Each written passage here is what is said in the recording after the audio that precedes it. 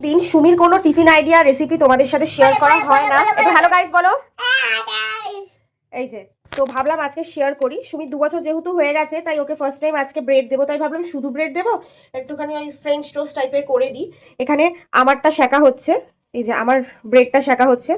আর আমি না সুমির ব্রেডটাকে এইভাবে সাইডগুলো কেটে দিয়েছি। এবার একটু বাটার দিয়ে এটা রেডি করব।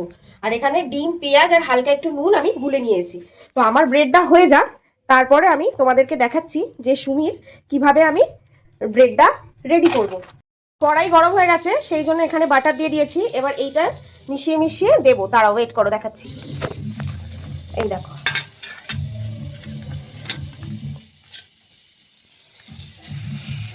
এই যে এক একটা করে ডিমের এতে চোবাচ্ছি। 4টে করেছি ওর জন্য, দেখিও কটা খায়।